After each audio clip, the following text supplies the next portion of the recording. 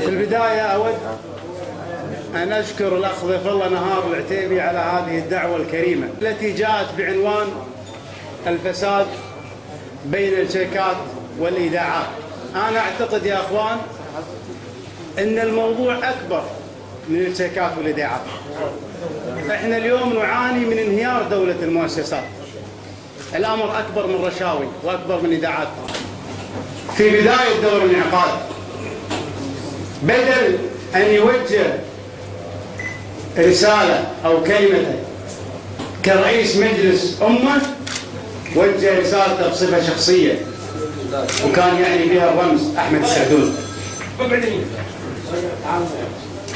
رئيس الهيئة التنفيذية كذلك فهو سمو الشيخ ناصر محمد أثناء كلمته في افتتاح دور الانعقاد أمس أعرب عن استيائه من الإضرابات. في المقابل نجد أن كل مجموعة أضربت أقر لها حقوقها والزيادة التي تطالب بها. بينما في نفس اليوم في كادر المعلمين ومكافأة الطلبة نجد الحكومة أخذت تماطل وأجلت الموضوع، وهو بهذا المفهوم يكرس مفهوم واضح: أضرب حتى تحصل على حقوقك. احنا مشكلتنا الآن بالكويت تكمن أن الدولة تدار برأي شخص واحد. شخص واحد قاعد يدير البلد على مزاجه، ولا حد قاعد يوقف عند حده. مشكلة إذا كانت البلد تدار من شخص واحد وهو سمو الرئيس، تضيع البلد.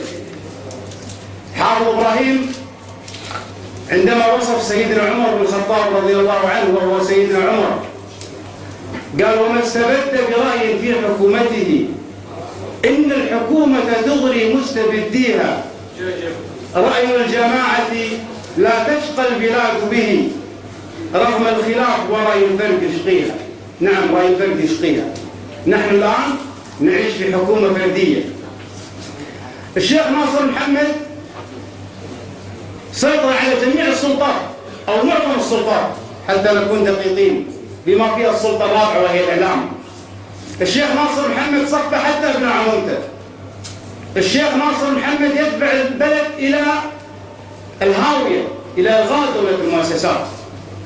فيجب أن يكون هناك تحرك. الرسول صلى الله عليه وسلم في الحديث الذي أراه ينطبق على حالنا هذه الأيام يقول الرسول صلى الله عليه وسلم: إن مثل الأمراء ومثل الناس كمثل قوم ركبوا سفينة فأراد أحدهم أن يخرقها، فإن أخذوا على يديه نجا ونجوا، وإن تركوه هلك وهلك. أنا أعتقد اللي قاعد نمر فيه الآن ينطبق علينا حديث الرسول صلى الله عليه وسلم. لذلك سمو الرئيس وبعض المؤيدين اللي يقولون اللي عنده شيء يتكلم في مجلس الأمة، وهذه نقطة خطيرة جدا. مجلس الأمة والبرلمان هو جزء من الديمقراطية وليس الديمقراطية كلها. وليعلم سمو الرئيس أن تونس فيها برلمان ومصر فيها برلمان، وبرلمانات قديمة، ولكن من أطاح بالفساد في مصر وتونس مو برلمان، هو الشارع من أطاح بالفساد. فيجب أن نفهم هذه الرسائل. أنا أتمنى أن يكون هناك تشكيل مجموعة كبيرة بعيدا عن إخواننا نواب الأمة، وتذهب لمقابلة صاحب السمو. حنا اليوم ما عندنا إلا الله سبحانه وتعالى الأمير. اليوم ما عندنا أي ثقة في مجلس الأمة ولا عندنا ثقة في السلطة التنفيذية. فيجب أن يكون هناك حراك شعبي بالتوجه إلى صاحب السمو اللي أملنا فيه كبير بعد الله سبحانه وتعالى. الكويت الآن تتوجه نحو الهاوية. فأنا أتمنى أن يقوم رجال الكويت ويطلبون مقابلة صاحب السمو ويعرضون أن البلد قاعد تنهار. اليوم ما يقوم به سمو الرئيس ما حد سبق عليه في تاريخ الكويت. فنتمنى أن تتضافر الجهود بتشكيل وقت لمقابلة صاحب السمو حتى لا تطبع سفينة الكويت. أنا ودي أتكلم عن نقطة أخرى فيما يخص نواب الأمة. إحنا مطالبين أن ننتقد الحكومة، كذلك مطالبين أن ننتقد النواب الذين خذلونا في البرلمان، لكن هناك جانب آخر مهم، هو أن ندعم النواب الوطنيين داخل قبة عبد الله الصالح مثل فيصل المسلم وزملاء الآخرين. هؤلاء يحتاجون دعم ويحتاجون مساعدة، هم يتعرضون إلى هجمة شرسة، حتى البعض يسميهم بالدستوريين الجدد. وأنا أقول لصاحب هذه التسمية: إذا كان هناك دستوريين جدد فهناك فداويين جدد. هؤلاء النواب يجب أن ندعمهم.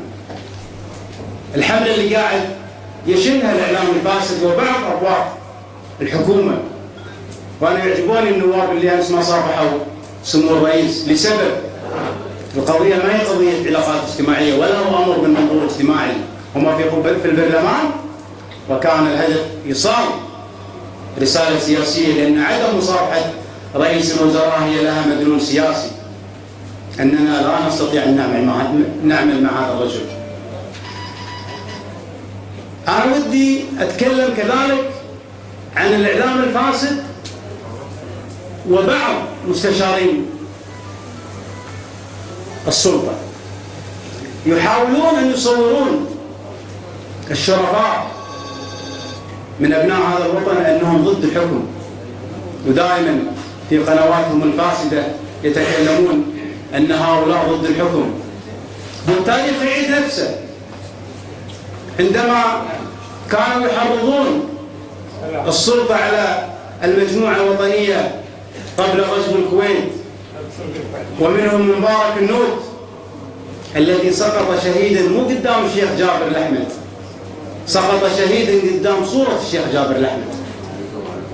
وأنا أعتقد وأجزم أن الكويت إذا تعرضت لأي عدوان لا سمح الله أو لأي مكروه سوف يسقط أمام صورة الشيخ صباح الأحمد خالد الطاحوس وأحمد السعدون ومسلم الوراق والنخبة الوطنية الأخرى. ما هو الإعلام الفاسد ولا هم المستشارين أصحاب المصالح. أنا ودي أتكلم عن الحملة الشرسة اللي قاعد يوجهها ناصر محمد على النائب الفاضل مسلم الوراق، التي وصلت إلى أرذل الكلام. تكلموا عنه بما يغضب الله سبحانه وتعالى. وأنا أقول لأبو حمود: مسمى ضمير الأمة ما جاءت من فراغ، ومسمى ضمير الأمة له ضريبة. واعلم أنك أبو لكل أبناء الكويت،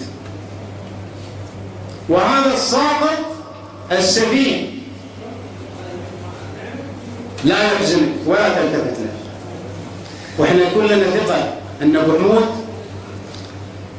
دائما على الحق ثابت. وأنا أقول أبو حمود: سري الشجاع الذي ما خان أمته، ولا يغرنك الشذاذ والغجر، سر لا تخف من لئيم في مكائده، فما عرى الكلب إلا رجم الحجر. في الختام أود كذلك أن أؤكد وأشكر الأخ والفضل نهار العتيبي على إقامة هذه الندوة، لأنه يجب أن يستمر هذا الحراك الشعبي حتى تصل الرسالة لصاحب القرار. والسلام عليكم ورحمة الله وبركاته.